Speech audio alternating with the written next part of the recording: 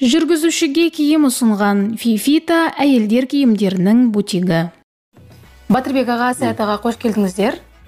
Риясыз әңгімеге келісіп, сұхбат беру келгендеріңізге алғысым шексіз. Қалдарыңыз қалай? Жақсы, қайырлы кеш. Қайырлы кеш, рахмет. Сіздерді әлі де елде Бәке мен Сәке деп таниды көбінесе көпшілік. Неге Бәке мен Сәке деген атау берілді? Біз енді топ ең басында жеңеше болып құрылған кезінде әзіл қалжың триосы құрылғанбыз. Біз айтатынымыз әзіл әндер көбінесе. Сондықтан да мынау кішкене юмор болсын деп жаңағы Бәке, Сәке деп қойдық та. Менің атым Батыр, Сәкенің аты Саят. Қысқаша қазақтар сөйтіп Бәке, Сәке деп айта берсін деп, ел аузында жүрсін деп. Пиар ход дейді ғой. 99 жылы Павлодар мемлекеттік университетінің қабырғасында 3 жігіт жиналып, жас студент. Ең алдымен, ең бірінші Томпидым Жеңешай әнін шырқадыңыздар, сахнада. Дұрыс айтасыз, өте дұрыс айтасыз. Осы әннен кейін сіздерге Жеңешай деген атау берілді ғой, негізі. Халық берді ме осы атауды? Иә, халық берді. Сосын Әзіл-Ысқақ триосына қалай айналдырдыңыздар? Неге Әзіл-Ысқақ жанры? Бұл ұтымды бағыт болды ма сонда? Енді ұтымды бағыт болғанда, енді бәрі көбінесе енді сүйем, күйем, сен үшін сені қатты жақсы көремін деген әндер, көбі сондай әндер, енді әлгінгі үшін сондай әндер айтылып жатыр ғой. Енді біз өзімізше біраз ерекше болайық деп, біраз әзіл әндердің жаңағы жанрына кеттік та, сол әндермен әлгінгі үшін жүрміз енді. Яғни лирика тақырыбында ешқандай әндеріңіз жоқ? Жоқ, неге? Әндеріміз бар, лирика әндеріміз бар, бірақ енді ел олай танымайды бізді, ол жағынан танымайды. Лирика әндерінде жақсы орындаймыз деп ойлаймыз өзімізден. Так дегенмен өзіміз жанрымыз енді, өзіміздің тақырыбымыз сондай. Ол кезде енді халық сахнаға шыққанда, домбырамен шыққанда көп ойлайды, о, қазақ, о деп айтады мыналар деп. Бәрі бүйтіп отырады да жаңағы. Сонда біз Сұлу қыз деген әнді шығардық ана, Досым Мұқасан кезінде айтып жүрген ағаларымыз. Тоқтаңыз сұлу қыз деген, соны юмор несінде жанрында жасап шығарғанбыз. Оны шығып айтқан кезде жаңағы ел жұрт риза болып қалады, біраз көңілдері көтеріліп. Сонда да домбырамен де бұндай жасауға болады екен деп жаңағы. Өйткені үш домбыраға үш дауыста жаңағы үш домбыраны әртүрлі үш дауыста ойнаймыз да, айтуында да әнді де үш дауыста айтамыз да, сондықтан 6 дауыста айтылады ғой. Негізі жазылады партитура. Ол кезде біз партитура жазып жаңағы кәдімгідей оқып жүрген кезіміз ғой, қызығып жүрген кезіміз. Содан енді халыққа ұнады, сол бағытты содан кейін халық қолдады ғой сол бағытты негізі. Содан өзімізге де ұнады, енді шыққаннан кейін бір қошеметке бір ие болып жатсаң жаман емес қой, жақсы ғой. Иә. Аспанға енді оқ болып атылып, шоқ болып түсіп тұрған кезіміз ғой енді. Қазір де жаман емес енді. Бір атарымыз бар деші. Енді сіздерді танымал еткен бір хит әндеріңіз ол Жеңешай. Ой жеңгем үйлен. Ой жеңгем үйлен дейді. Бұл әнге бейнеклип 2003 жыл түсірілді, иә? Иә. Бейнебаян. Осы әннің шығу тарихын тоқталсақ кішкене, айтып өтсеңіздер. Шыққан кезде енді ол қалай Саят көрсетті бұл әнді бізге. Осылай деп.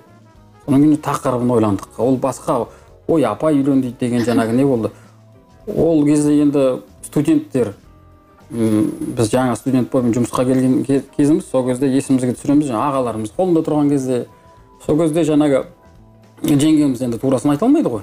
Аңғайсыз ғой. Паркеттен үйден деп айта алмай. Енді ол кезде заман қиын болды енді. 93-тен бұлағы өздеріңіз білесіздер. Сол кезде әркім өзінің жанын өз сақтады ғой. Сол кезде тапқан амалы ғой енді. Сен қайным үйленбейсің ба деген секілді. Намек тастап, турасын айтпай. Ам түсінбеген, дым түсінбейді дейді ғой, сол секілді сол нені біраз сол жеңгеміздің айтқан құлағымызда қалғанына бар. Бәрімізде де сондай болған шығар, көбінде. Содан кейін соған кішкене ойын күлкі әзіл болсын деп жаңағы өмірден алайық деп жаңағы болған шын нәрсені көрсеткіміз келді де біз. Өтірікті жасанды емес, өмірде болып жатқан дүниені сипаттап жаңағы художник мысалы суретші салады ғой, өзінің картинасы салады. Біз ол бұндай картинаны әнмен саламыз да, өмірді сипаттайық деп жаңағы. Рас болып жатқан, өтірік емес, шын болып жатқан дүниені. Сол көп жүрген әндеріміз біз шындықты айтамыз. Әзілмен қатар шындықты айтып жаңағы. ащы шындық дейді ғой. Басқа түрінде айтып шындық. Сол. Енді анау Ақсу қаласында өнер ағаларымыз болды енді. Арыстанбек, Табиғат деген солардан естідім мен бірінші рет осы әнді. Содан кейін жігіттерге алып келдім де, осы әнді шығарып көрейікші деп. Содан кейін бәрі қолдап, одан кейін енді ақын бар Ғабит Сапаров деген, соған сөзін жаздырдым. Сосын ол кісі сөзін жазып, жақсы жазды деп ойлаймын енді. Елдің бәріне ұнады, елдің бәрінің аузында. Сол жалпы енді бұл көше әні, халық әні ғой енді. Ой жеңге миллион дейді. Сосын сөзін дұрыстап жазып, содан кейін аранжировка істетіп, Копцов Сергей деген істеткенбіз, ол қазір Москвада. Сосын сол аранжировкасын істетіп, сосын домбырасын қосып, дауысын жазып, сөйтіп шығарып көргенбіз. Сол хит болып кетті. Бүкіл енді Қазақстан деген сияқты, Ресей қазақтары, Монғолия, Қытай, соған дейін енді шықты альбомдарымыз. Сол бәрі риза болып, сол әнге биледі енді. Ол рас, өте танымалдылыққа ие болды бұл ән. Дәл қазір сол әннен үзінді, сол әнді орындап берсеңіздер студияда. Жақсы аға.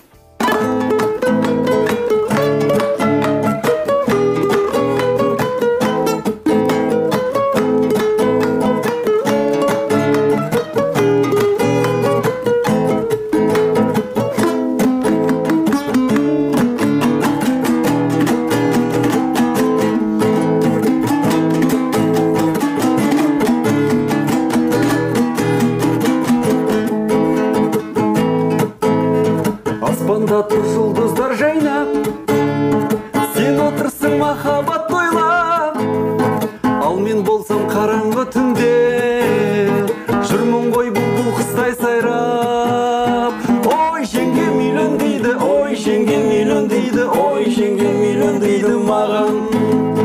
Ой жеңге миллион дейді, ой жеңге миллион дейді, ой жеңге миллион дейді маған. Үйленуім мен үшін арман, зымырайды дүние жалған. Бұл өмірден бойдағы өтем бе, мұңаюдан әнім ғой салған. Ой жеңге миллион дейді, ой жеңге миллион дейді, ой жеңге миллион дейді маған. Ой жеңге миллион дейді, ой жеңге миллион дейді, ой жеңге миллион дейді маған. Ой жеңге миллион дейді, ой жеңге миллион дейді, ой жеңге миллион дейді маған. Ой жеңге миллион дейді, ой жеңге миллион дейді, ой жеңге миллион дейді маған. Ой, керемет. Керемет ән. Сіздер бастапқыда трио болдыңыздар, үш жігіт деп айтып отырмыз, жаңа жас студент. Қазір енді трио дуэтке айналған. Қиын емес па? Қиын болмады ма басында? Енді басында әрине қиын болды. Енді әрбір топтың енді несінде тарихында болатын нәрсе ғой. Біреу келеді, біреу кетеді деген сияқты. Енді басында қиын болды, одан кейін енді үйрендік. Енді Арманмен енді бастадық, 9 жыл, 10 жылға тақау жұмыс істедік бірге. 3 альбом шығардық, Ой жеңгем миллион дейді. Бажа деген 2 альбом шығардық, 3-ші альбом Көшіп барам деген, оны енді Батыр екеуміз шығардық. Одан кейін енді Арман өзі ары қарай өз шығармашылығын ары қарай жалғастырып, одан кейін де бір 2-3 альбом шығарды ғой деймін. Оған енді риза болып отырамыз. Әрине әлі күнге шейін араласамыз, бала шағамыз бәрі араласып отырады. Сол. Араларыңызда ешқандай реніш болған жоқ па? Жоқ, енді ондай ешқандай реніш болған жоқ. Бізде демократия ғой, демократия. Кім кетен бит кетеді, біреулер енді айтып кетейін осы. Біреулер айтып, ой, бұл сендер Арманды қуып жүрсіңдер деп айтты. Ол дұрыс емес. Ешкім қуған жоқ бұл жерде. Ол өз еркімен кетті. Әркім өз еркімен келді, өз еркімен кетеді де. Сондықтан да біздің жаңағы топта демократия болды да. Әркімнің өз қалауы.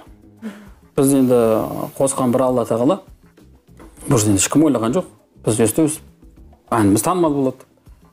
Біз ең басты шығармашылықпен айналыстық та, оқу бітіре сала. Өйткені біз сол бастан түсіндік те, кішкене де болсын өзіндігін жасаған дұрыс та. Өз киім, жаңағы біз енді жатақханада тұрдық қой енді. Сол кезде біреудің киім киіп кетесің, біреу сенің киім киіп кетеді. Бәлкім содан әбден шаршағанбыз ба, біреудің әнін айтқымыз келмеді де, өзіміздікін шығарайық деп шештік те.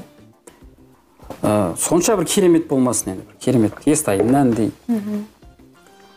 Бірақ өзіміздікі болса екен деп армандайтынбыз. Содан кейін тағы бір арманымыз ол мынау домбыраға билетсек деп ойлайтынбыз. Өйткені небір халықтардың жаңа аспаптарында қосқан кезде дискотекада, тойда болсын билеп жатады. Домбыраға билемейді де ешкім. Сол бір арманымыз ол да орындалды деп ойлаймын. Өйткені ой жеңгемнің ең басында домбырамен ойналады. Көп жерінде де әндерінің біз домбыраны қостық, аранжировка.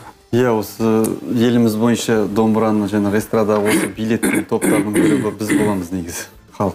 Енді біз әрбір қандай бір той жиын қай жерге кіріп келсек те сол енді қай әнімізді қоссақ та халық тұрып билеп кетеді. Сондай біраз нелеріміз бар енді істеген жұмыстарымыз. Енді әлі де жасаймыз деген ойымыз бар енді, әлі де мына өзі тез-тез мына өзіміз біліп отырсыздар, мына әндер тез-тез бітіп, содан кейін тағы да біраз шығармашылыққа кірісіп, тағы біраз жақсы әндермен халықты қуантамыз ба деген ойдамыз. Енді карантин демекші, бір жыл карантин болды ғой. Барлығына шектеу қойылды, ешқандай той, томалақ барлығы тоқтатылды. Карантин уақытында шығармашылықтарыңызда не болды? Немен айналыстыңыздар өздеріңіз? Карантин әрине көп адамдарға енді көңіл сыйламады деп айтайық, жұмсақ айтқанмен. Мынау біраз тоқырау заманы енді. Ойлайсың, ол әнді шығарасың. Ол жаңағы тойханалардың 70% жабылып қалды деп анау хабардан, телеарнадан біздің қаламызды көрсетті. Енді өнер адамдарын табатын тойдан табады ғой. Андай шығының бәрі, оның бәрі шығын ғой енді. Көп біле бермейді, аранжировка жасау, костюм алу, анау айта берсек. Соның бәрін шығын жабатын, тоймен жабады да. Сол арқылы ал концерттен енді ол концерт деген кейде болады, кейде болмайды түсетін ақша. Оның көбі сол қайтадан сол аранжировка, қайтадан сол неге кетеді, шығынмен кетеді ғой көбінесе. Содан кейін жаңа реклама жасап алғаннан кейін, халық танығаннан кейін, халыққа ұнап атқан әртісін тойына шақырып ақшасын төлейді. Сонымен өнер адамдары күнін көріп жатыр. Енді қазір көп өнер адамдары жағдайы мәз емес. Сөздің шыны керек. Бұл енді коронавирус деген бір індет бүкіл тек қана Қазақстанның бүкіл әлемді жаулады ғой енді. Құдай содан аулақ қылсын енді. Болашақта бұндай індеттер болмаса екен деп тілейміз. Сол енді ол әркім өзінше еттік, енді біраз дайындаған әндеріміз бар, әрине. Босқа отырмайсың ғой. Ол болашаққа жаңағы. Бәрібір де өнерді бастағаннан кейін оны тастау қиын дейді. Бастау қиын, содан кейін тастау қиын. Сондықтан ол босқа жатпай шығарып жатамыз. Небір әндерді жобасын келтіріп қойдық біраз әндерді. Енді болашақта байқаймыз, көреміз енді. Ол енді неме деуші еді, құпия болсын да кішкене. Әр адам біраз құпиясы бол керек те, сонда адам қызықты болады да. Бүкіл құпиясын ашып қойса жаңағы қызықсыз болып қалады да. Қыздар да сонымен қызықты ғой, ер азаматтар құпиясы болып тұрады да, бір қызым бір. Білін келіп тұрады да сол құпия. Содан кейін де жаңағы. Сосын үйленіп қоясың ғой, байқаймыз. Содан өмір бақи ашыла береді құпиясы жаңағы. Жақсы, онда қазір тағы бір әнге кезек берсек, тағы бір әнді орындап студияда берсеңіздер бізге тарту болсын, көрермендерге де қызықты болар. Қазір енді карантин, тек теледидардан көрмесе.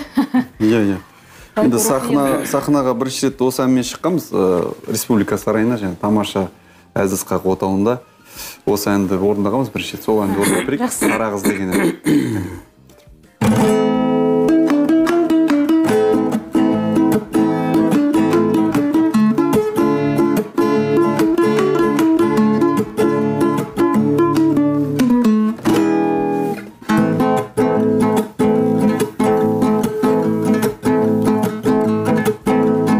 Айналайын қара қыз, жеке туған дара қыз, сен сияқты қыздарға толып кетті қаламыз. Уа, қара қыз, ей, бізге де бір қараңыз. Уа, қара қыз, ей, бізге де бір қараңыз. Өмір кештің секеңдеп, қайтсем байып кетем деп, ең соңында негірмен қашып кеттің шетелге. Уа, қарағыз қарағыз ей бізге де бір қараңыз уа қарағыз қарағыз ей бізге де бір қараңыз. Күшті. Осылай. Сіздердің бірінші сахнаға шыққан, үлкен сахнаға шыққан әндеріңіз, Осы әнге шыққанбыз 2002-де ғой деймін, иә? 2-де ма? Иә. 2-де, иә. Арман, Батыр, мен үшеуміз шығып, осы тамаша Әзіс-Қақ отауында орындағанбыз осы әнді. Олар бізге келді, ең бірінші рет, енді тоқыраудан кейін, жаңағы Сәбетеңнің құлағынан кейін кеп тұрған кезі ғой деймін сол кезде тамашаны. Сол кезде ГДК жабық болды, біз шаңырақта істеп отырмыз, шаңыраққа келіп қойды олар концерт.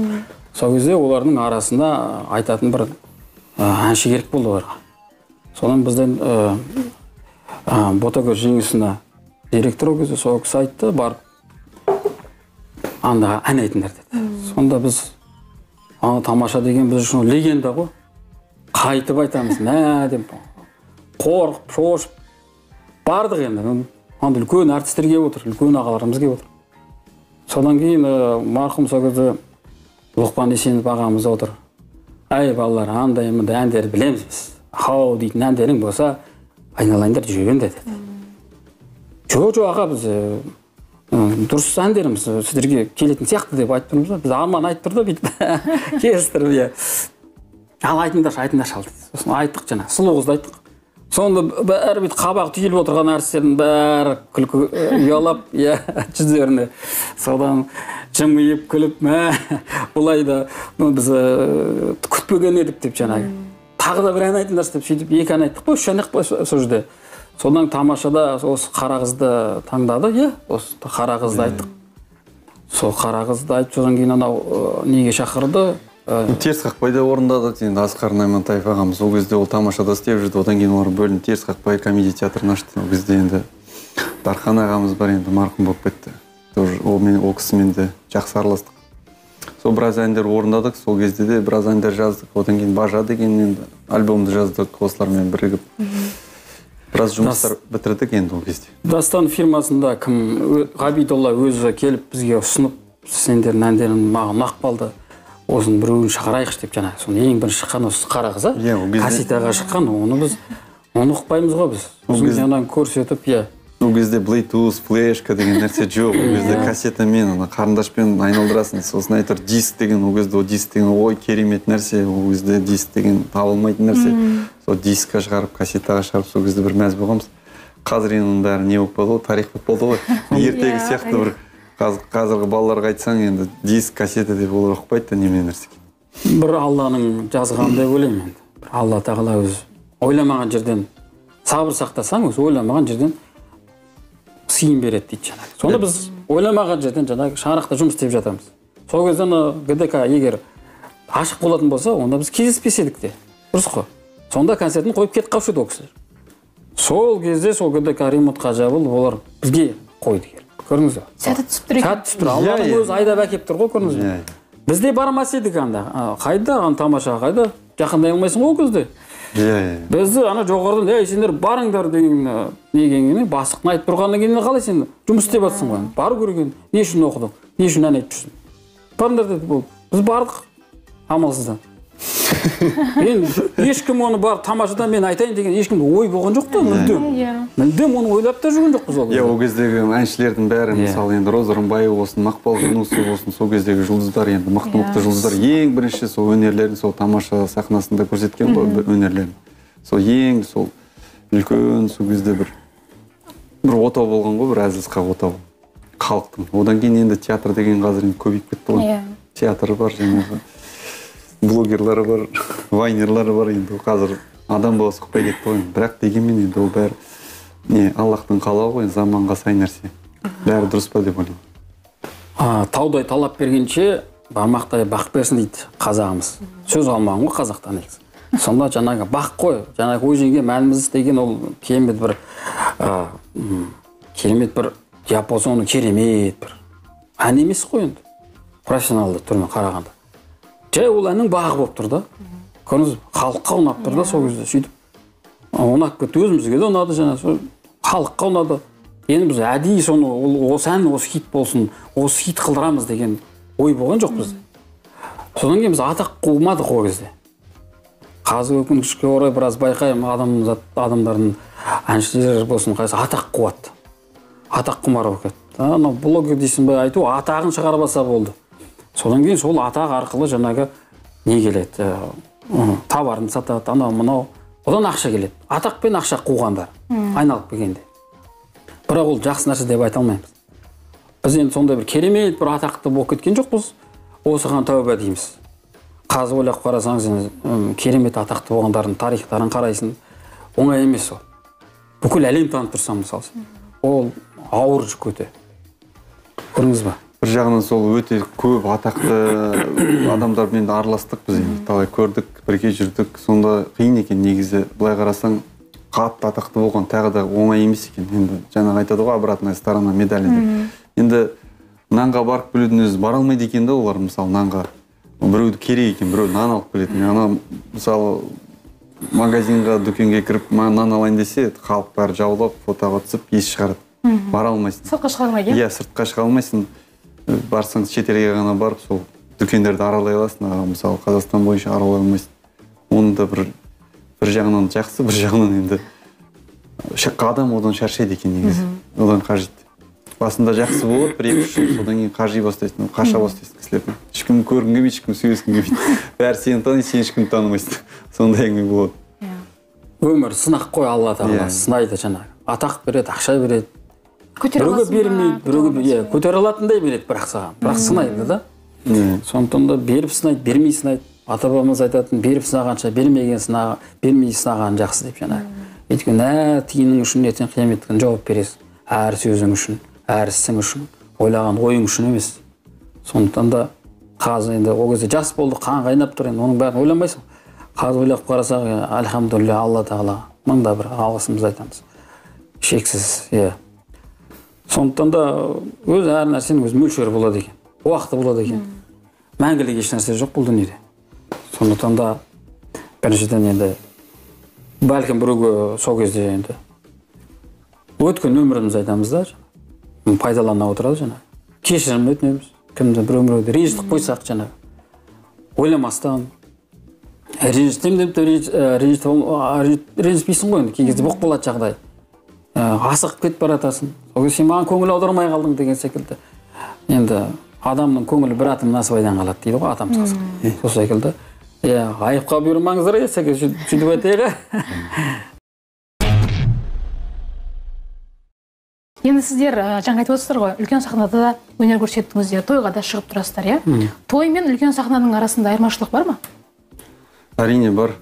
Енді той деп айтқанда тойский әнші болып кеткен тағы да дұрыс емес енді. Ол жаңағы ресторанның әнші деген ол бөлек нәрсе негізі. Біз былай қарағанымыз, сахна деген бөлек нәрсе. Сахна енді сахнада жүріп тұруың, жаңағы өнер көрсетуің бір бөлек нәрсе.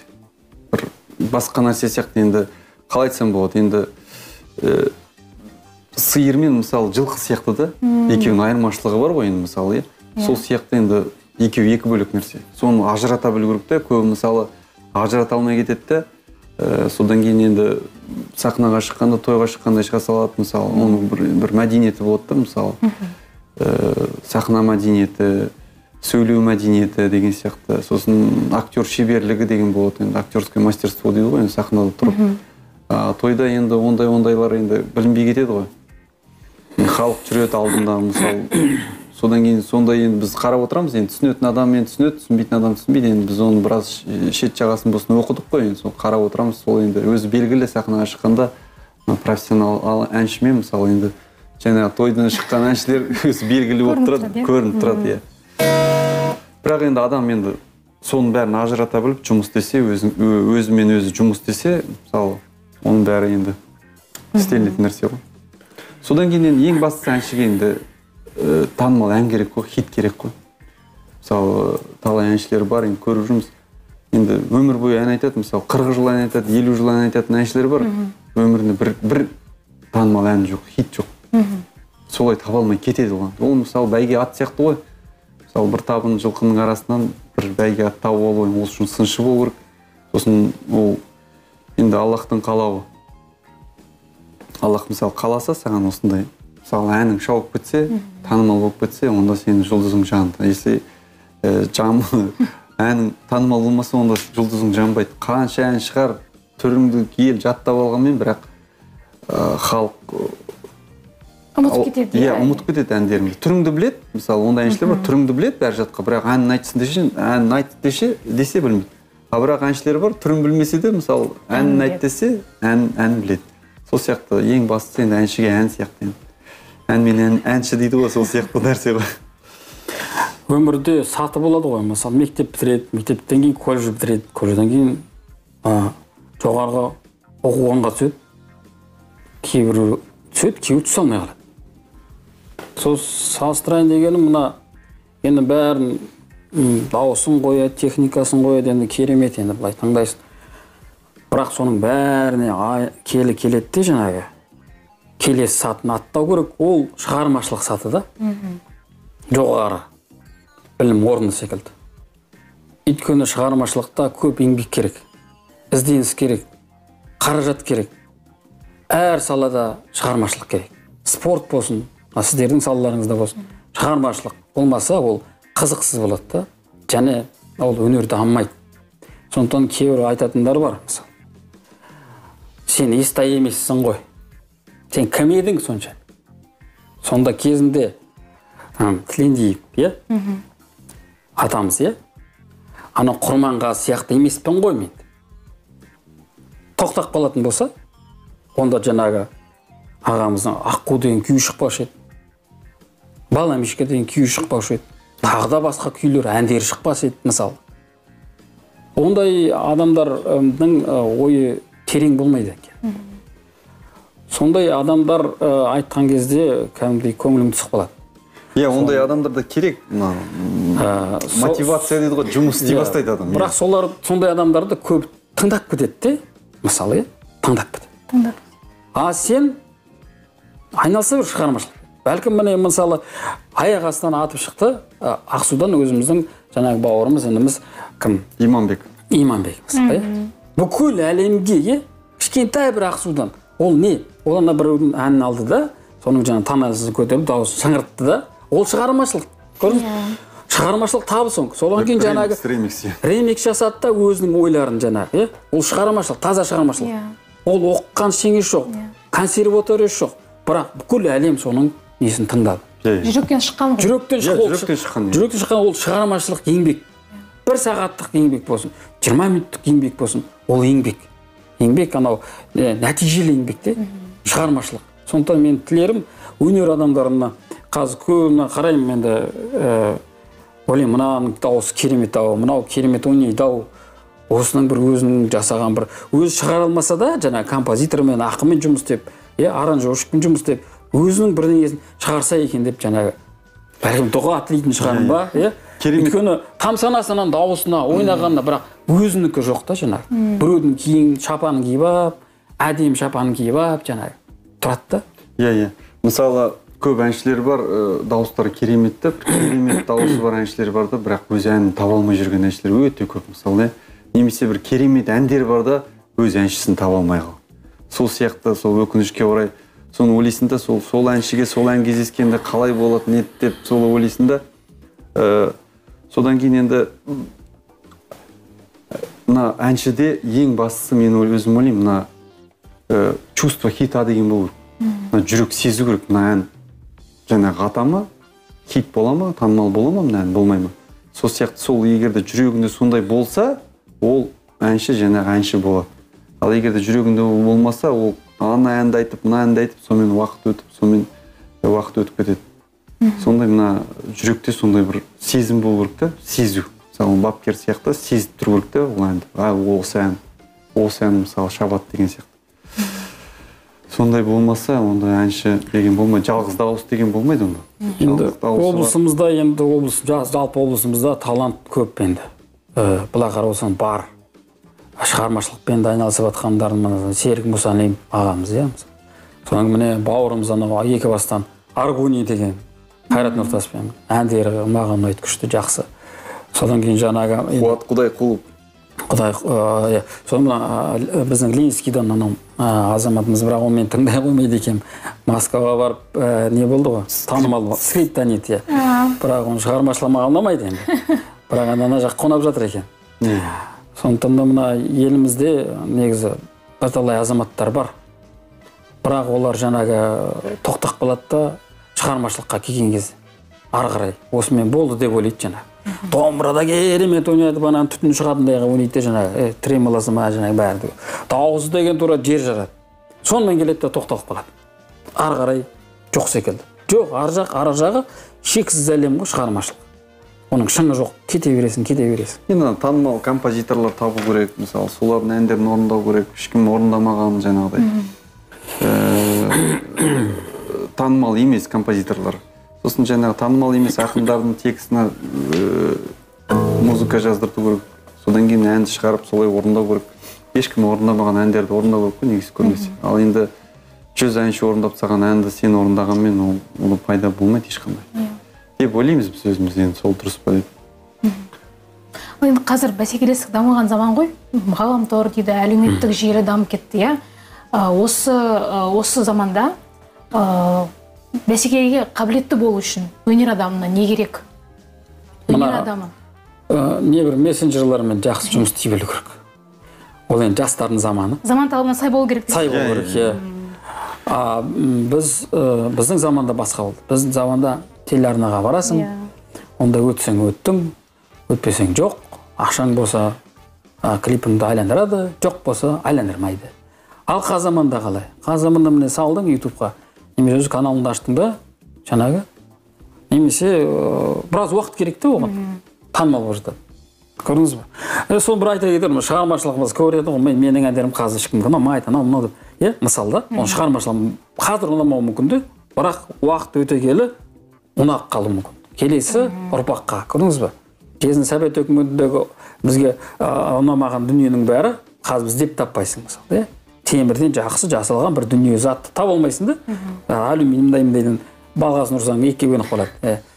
Сол керексіз болды ғой Совет өкіметінде, дұрыс қой? Талай дүние керексіз болды. Қазір керекті болып жатыр мысалы. Сол секілді ол алма кезек заман. Сондықтан да шығармашылықпен әрдайым айналысу керек. Әр салада сонда ғана біз дамимыз. Егер шығармашылық тұмшалайтын бере болсақ, көмектеспей оған, өсіп жатқан өсімдікке су құймайтындай жаңағы жағдай жасасақ, онда біз дамымаймыз ешқашан. Батырбек аға, Саят аға, келгендеріңізге рахмет. Енді керемет сұхбаттың соңында тағы бір әнмен жалғап осылай қорытындыласақ бүгінгі кешімізді, бүгінгі сұхбатымызды. Қандай ән орындап бересіздер? Біз енді көшпенділерміз ғой негізі. Ата-бабамыз көшпенділер ғой. Сондықтан біз көшіп барам деген әнді орындап берейік. Жақсы. Енді қазір осы жерден барып басқа жерге көшіп барамыз. Дұрыс қой енді, дүниемізді арқалап. Иә, жақсы. Әнге кезек берейік.